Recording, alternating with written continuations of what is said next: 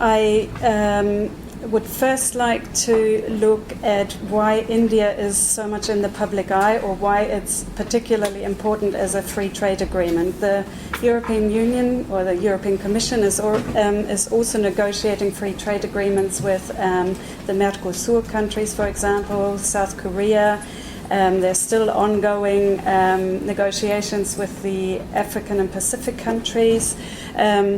But India, to health campaigners, is of particular importance. So, in terms of the market share in general of generics coming out of India, it was estimated that Indian pharmaceutical companies would have raised their 4% share in 2007. 4% share in 2005 to about 33% in 2007.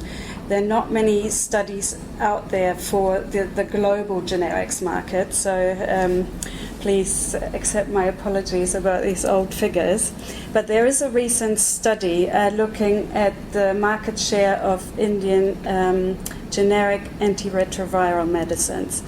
And India dominates the production of generic antiretrovirals, including some niche markets such as pediatric formulations. And this study shows that over the last 8 years, the market share of India has gone up to over 80%, to 87%, and in the niche market of pediatric formulations, it is even 91%. So that means basically if the generic production in India gets frozen up because of the free trade agreement, that especially medicines that are still under patent, and this will become more and more important with when patients require second and third line antiretrovirals, that countries won't be able to have access affordable antiretrovirals. So where does the threat to the so-called pharmacy of the developing world come from? I mean, I should have said, sorry, at this in this graph, the researchers looked at mainly donor-funded generics. So, I mean, that excludes basically all the out-of-pocket payments for medicines, but obviously donor-funded lots of medicines will provide governments with a lot bigger volumes of medicines that they can then pass on to their population. So where does the threat come from? And I would like to talk you through these sort of different mechanisms of barring access to medicines. The product patents, which is basically historical now, it's already in place. Extension of patent terms, then there's data exclusivity, intellectual enforcement mechanisms such as border measures, and then there is intellectual property as a form of investment. So the product patents and patent term extensions. TRIPS Article 27.1 basically provides that patents shall be available for any inventions, whether products or processes. And India basically didn't have product protection for its medicines, for pharmaceutical products until 2005, and that's how it built its generics industry. They basically reverse engineered products, used a different process to produce them, and then marketed them once they were registered. And on top of that, process patents for pharmaceutical products only enjoyed a term of protection of 7 years rather than 14 years for all other process patents in India. Under TRIPS, also now patents must be granted for at least 20 years. And India implemented these product patents in 2005, and until then it had to basically provide for the filing of product patents in a so-called mailbox. And once the TRIPS agreement got implemented at the national level, they would then have to grant a patent to those companies that had filed their patents earlier. But while they hadn't implemented the product patents, they still had to grant a 5-year exclusive marketing right, which is pretty much similar to a patent protection.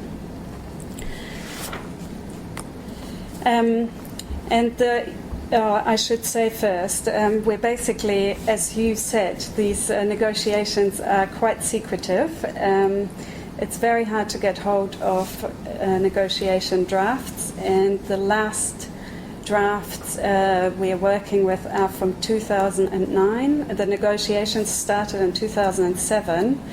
And we basically have to work with rumours coming out with statements of the Trade Commissioner to the European Parliament, for example, or just telltale, from Indian negotiators sometimes. So, but in the first draft that NGOs could get hold of, the Commission argued that market registration of a pharmaceutical product took so long that the patent term would be much closer to expiry, and that therefore India should grant an extra period of patent protection, so that in order to compensate for the loss of that patent term due to registration.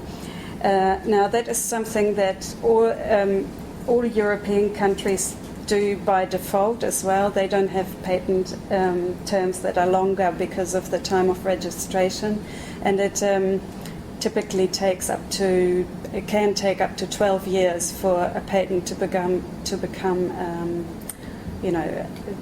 so that you can use it basically.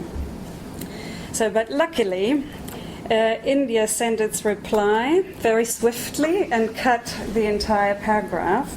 So the patent term extension, we believe, is off the table for the moment. But what this indicates is that the European Commission may actually ask for patent term extension in other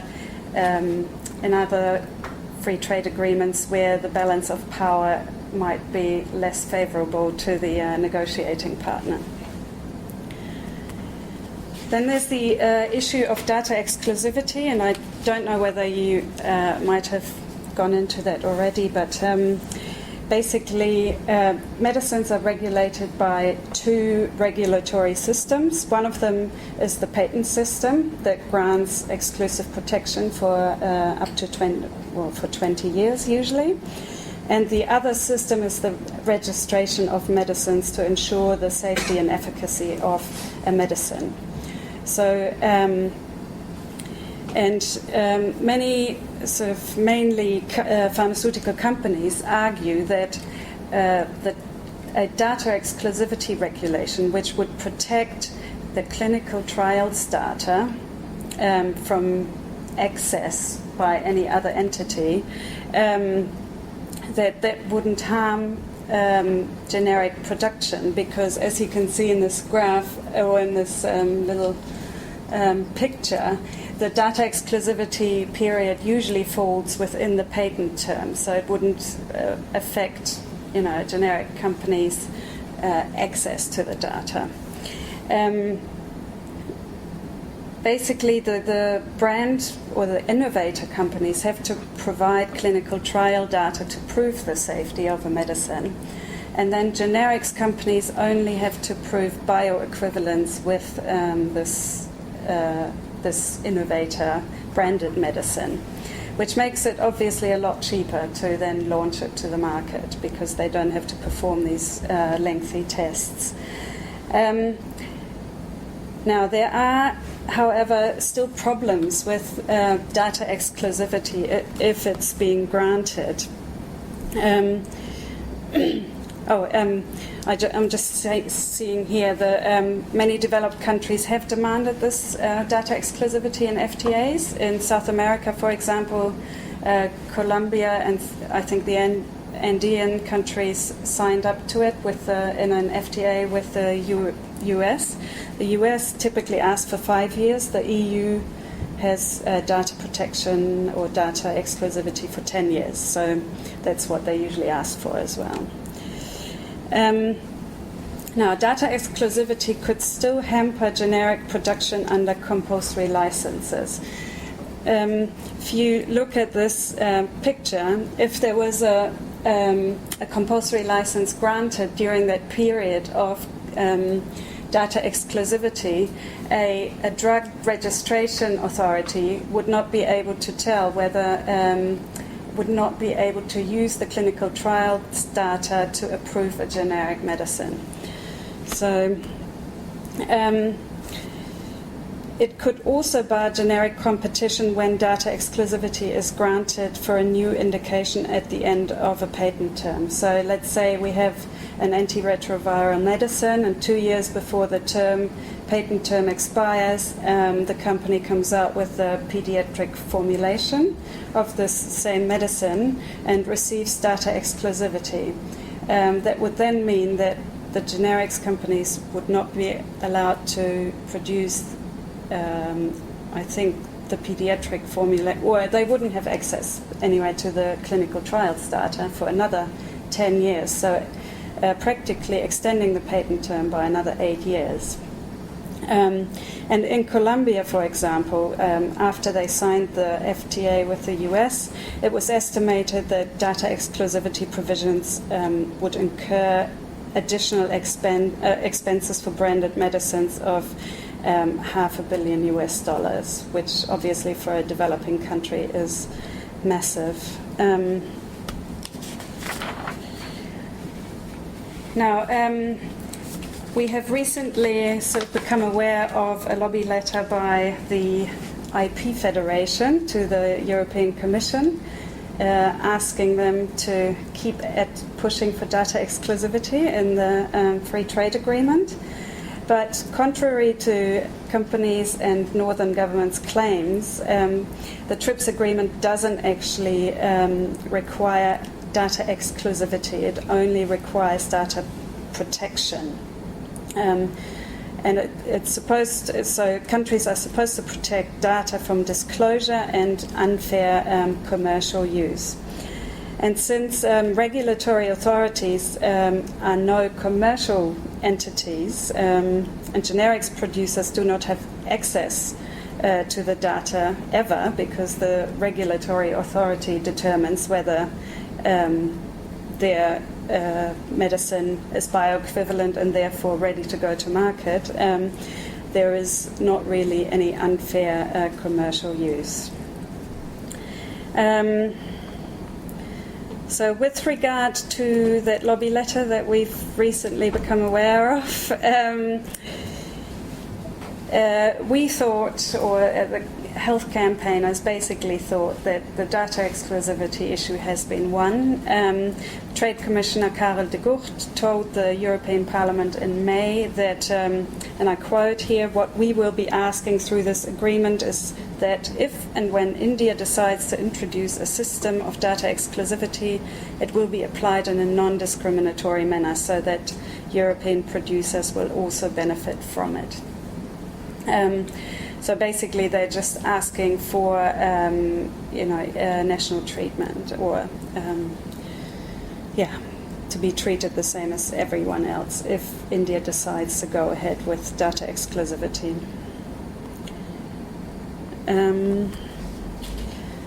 The other big issue, so basically the patent term extension and the data exclusivity seem for the moment off the table. But there are two other grand issues that are of great concern. And one of those is intellectual property enforcement.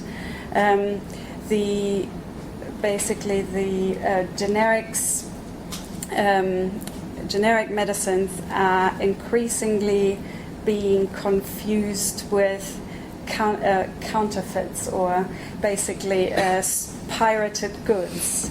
Even though they're legally bioequivalent, they mostly don't infringe the TRIPS agreement, but the public discourse by pharmaceuticals and some governments sort of likes to mix counterfeits and generics into one pot. So the IP enforcement measures that are being suggested in the draft are criminal procedures, and remedies available shall include, for example, imprisonment or monetary fines, and the seizure, forfeiture, and destruction of the infringing goods. There could be, or they're trying to put provisional measures such as interlocutory injunctions into the draft, permanent injunctions so that a generic medicine could never reach market, basically, and border measures. So what's the problem with these measures in terms of medicines? Basically, the TRIPS agreement only asks countries to protect or to have IP enforcement measures for counterfeit trademarks and for pirated copyright goods. It never extends it to patents. But what the EU is trying to do here, and it's a general trend, the US is doing this as well, there is the Anti-Counterfeiting Treaty, and the ACTA, under negotiation in secret among about 32 countries, mainly developed countries. So it's a general trend to criminalize sort of intellectual property infringement. And now they're trying to sort of extend that to patents and other intellectual property rights. In the case of border measures, for example, we've seen that in 2008 and 2009, the EU customs authorities seized generic medicines originating in India and that were destined for Africa and Latin America, and suspended their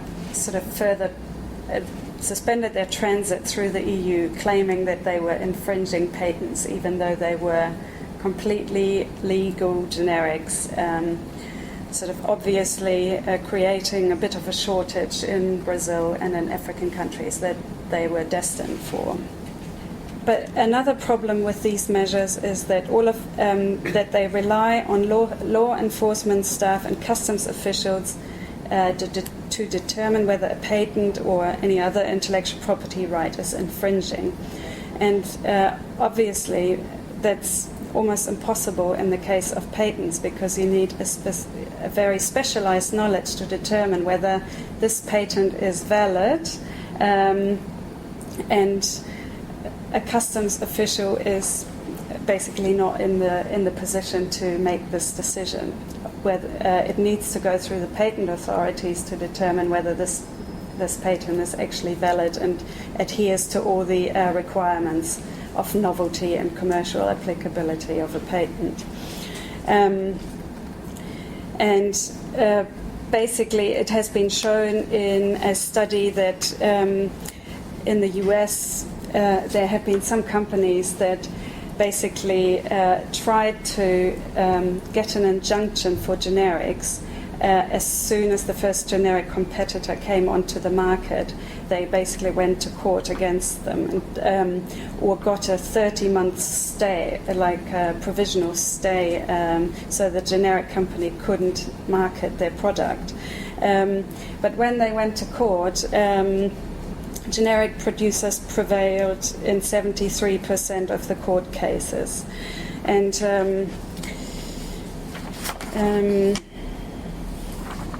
in any case, if you went and questioned a patent in the patent office, you often find that it's invalid anyway, because it's got no inventive step, or it isn't novel in comparison to prior art. So And if India were to agree to these measures, they would give companies the right to lodge requests within Indian customs authorities as well, so not only in the EU. And so customs authorities could basically detain, suspend the release, or destroy shipments of generic medicines, just merely on the basis of allegations from companies. And often you can even do that without sort of contacting the patent holder, the generic company, the defendant, to make their case in front of court, in front of the court.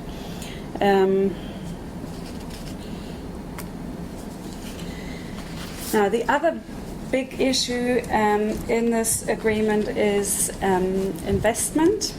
There are, I should specify this a little bit, because basically there are 2,600 bilateral investment treaties already in place in the world. The UK is party to, I think, 92 such treaties, including with India, which, so basically everything that I'm going to tell you now, the UK companies could already do, which, but we have no awareness, or we don't know of any case where that has happened. So basically, the bilateral investment treaties have quite a standard format. Most of the things suggested in this FTA adhere to the standard format. One of them is that the definition of investment includes intellectual property rights, including goodwill, technical processes, and know-how. So it means that if you feel that if you feel that your investment into your reputation is being hampered by government regulation, this already falls under the bilateral investment treaty. The proposed draft has very broad language prohibiting any measures of expropriation of investments. So,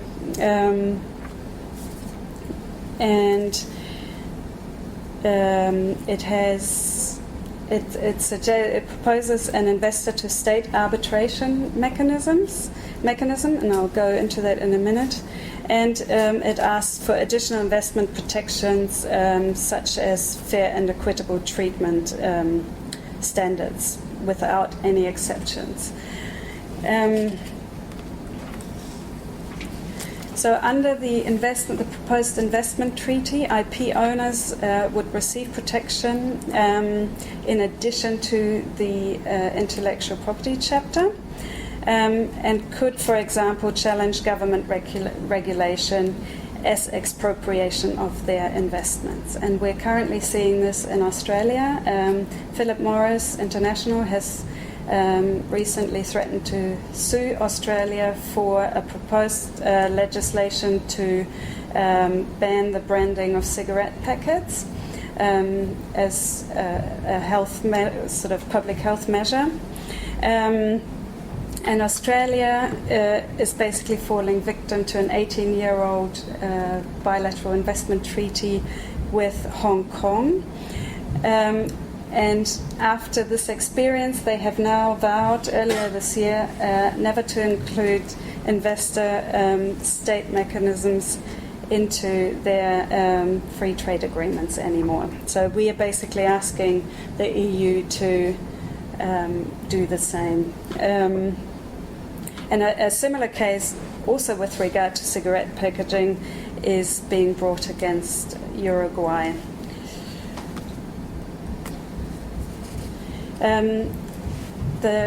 One of the most worrying things about this investor-to-state mechanism is that challenges under these so-called BITs circumvent a country's court system. So you can't basically call for adherence to the constitution or a country's legal system, because companies will take a government to sort of arbitration mechanisms at the international level, typically to the International Center for the Settlement of Investment Disputes, which is based at the World Bank in Washington. And as I already said, there are 2,500 investment treaties in force, and the UK is currently party to 92 such treaties. From what we've heard, the Department for Business is not very keen to sort of give the mandate to the EU for negotiating investment treaties, because they're quite happy that they already have this mechanism in place. But we really are still in the process of following that up. So.